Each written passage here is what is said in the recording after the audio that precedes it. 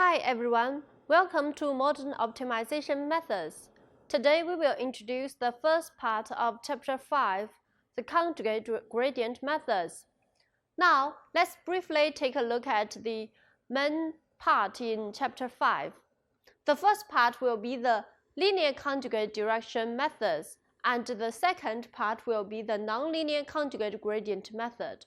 We will mainly introduce the idea of conjugate gradient methods as well as the algorithms and then the convergence. Now, let's take a look at the first part, the conjugate direction method. To introduce the conjugate gradient methods, let's take a look at the brief history of this method. The conjugate gradient method can be divided into two classes. The one is focused on the linear conjugate gradient method, and the second type is focused on nonlinear conjugate gradient methods.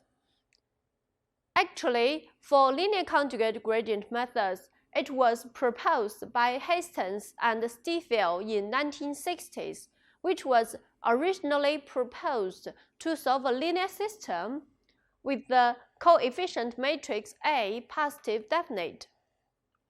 After that, it was then extended to solve the nonlinear problems, and it was very efficient in solving large-scale problems. Now, let's first take a look at conjugate gradient methods. So, the advantage of conjugate gradient methods is that there is no matrix storage, and we do not need to compute the matrix inverse.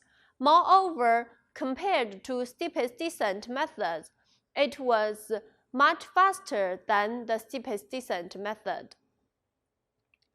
Now, let's take a look at the linear conjugate direction methods, which, as I mentioned before, was proposed originally by Hastings and Stiefel in 1960s, and it was originally used to solve the linear system AX equals B, where the coefficient matrix A is positive definite.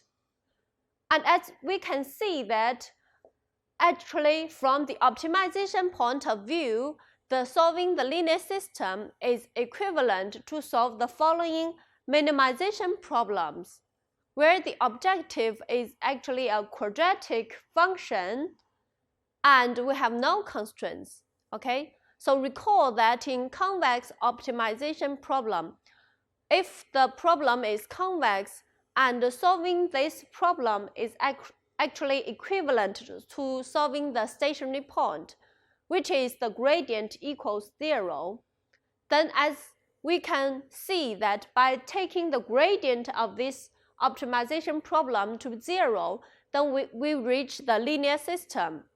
So, which is exactly the conjugate gradient method solve, okay? So, comparing the linear system and the optimization problem, let's introduce a notation called the residual, which is basically mentions that how far the linear system is away from the right-hand side, okay? So this RK, we short for residual, stands for the difference of the right-hand side and the left-hand side of the linear system. It is actually the gradient of the minimization problem. Now, let's introduce what is conjugacy. Actually, as we mentioned in linear algebra, we know very familiar that linear independence is somehow translate some relationships between the vectors, okay? So for conjugacy, it is similar to the linear independent. It is actually related to a matrix which is positive definite. So the mathematical definition is like this. We have a set of non-zero vectors P0 until Pm. They are said to be conjugate with respect to a matrix A, where this A is positive definite, if the following condition holds.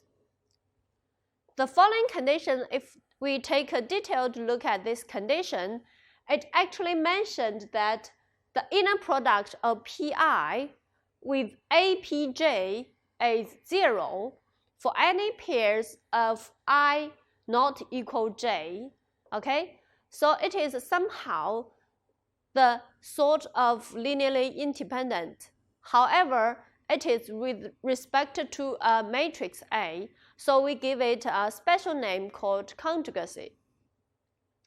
And we have a very special property that I leave you as a homework to show that any set of vectors satisfying the conjugacy, they are also linearly independent. So as we can see that if a set of vectors, they are conjugacy, then they are absolutely linearly independent. Now, let's take a look at what is conjugate direction method. So the definition of conjugacy is already given.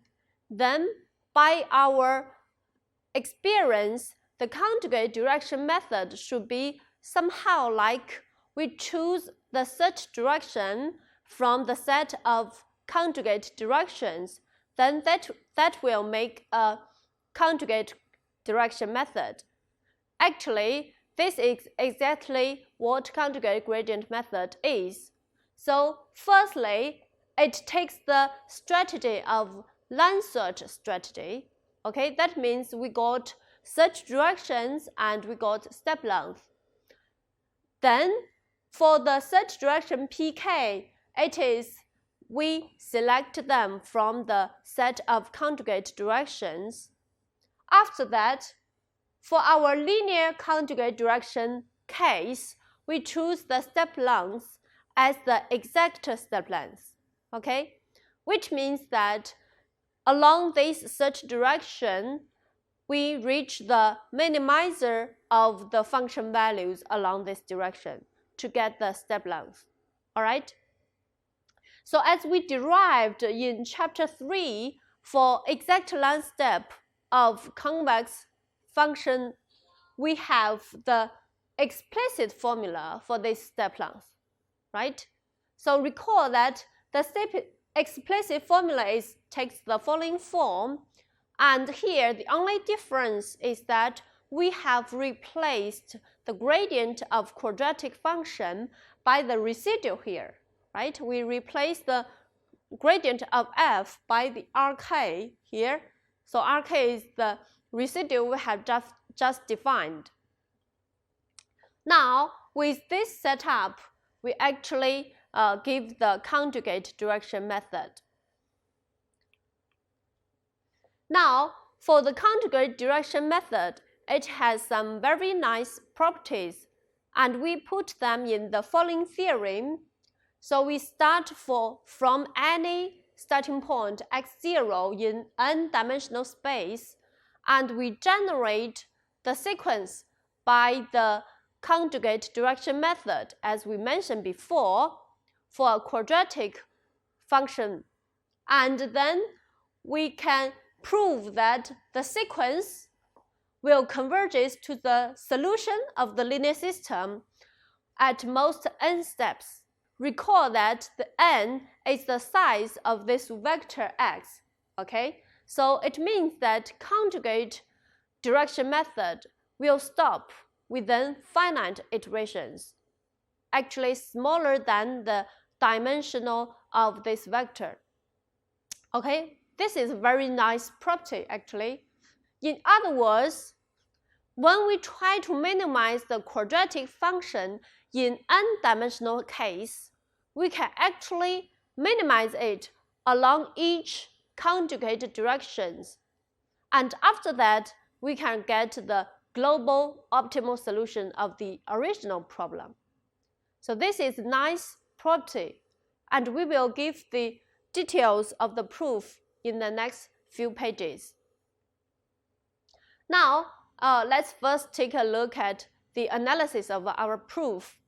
Okay, so recall that the directions here, Pi, they are all conjugacy with respect to the matrix A. So by the properties of conjugacy, we have that these sets of Pi, they are linearly independent, which means that P0 until Pn minus 1, they must expand the whole space Rn. Okay, they are actually a basis of this n-dimensional space. And then for the difference between the starting point and the optimal solution, this difference vector, we can express it as the linear combination of the n vectors. Okay, so we take the basis as P0 until P minus 1, then we get the following formula, which means that the vector here is a linear combination of the bases. Then we got some coefficient sigma 0 until sigma n minus 1. They are the coefficient with respect to each vector. Now, we only have to prove that the sigma I here coincides with the step length alpha I. In that way, we actually provide our proof. Okay? Now, let's first take a look at what is the exact formula for this coefficient sigma I. So how can we get this coefficient? We can use the property of conjugacy. We can pre-multiplying this expression by this term pk transpose A, okay? And by multiplying this term on both sides of the equation and by the property of conjugacy, then we can actually solve the coefficient sigma k in the following form. So as we can see that the denominator here actually the same as the step length alpha k. And the only difference lies in the numerator. Okay? So if we can prove that the numerator in sigma k is the same as the numerator in alpha k, the step length, then we prove our result. Okay? So in the next following part, we will take a further look at this one. Okay? Now, let's take a look at this problem from another point of view. We take a look at the iteration xk. So recall that we update xk by conjugate direction method. So we have xk is generated by the line search strategy. So if we write down xk by xk minus 1 and xk minus 1 also generated by the previous one, then we can get the formula like this. So sk basically can be generated from the starting point x0 and then plus each direction with the step length. Okay? Then we reach xk. In other words, for this xk, it is actually kind of combination between the search directions pi as well as x0, right? So if we make difference of the two terms here, then we also pre-multiplying the equations by pk transpose A, then we get the following equation. Okay? Recall that pk is conjugate with pk minus 1 until p0, right? So we have the term that pk transpose A multiplied by ak minus x0 will be 0. So by this term, we can actually replace the term here by xk, right? So x0 then can be replaced by xk. So after replaced by xk, we can actually prove that this term is exactly the gradient minus axk. Okay? Why? Because we use the property that ax star equals b, because x star is the solution of this linear system. So we replace ax star by the vector b and then b minus axk is actually the inverse of the residue at xk. So by doing this, we actually show that the numerator in the coefficient sigma k is exactly the numerator of alpha k in the formula, right? So we can show that sigma k is exactly the step length alpha k.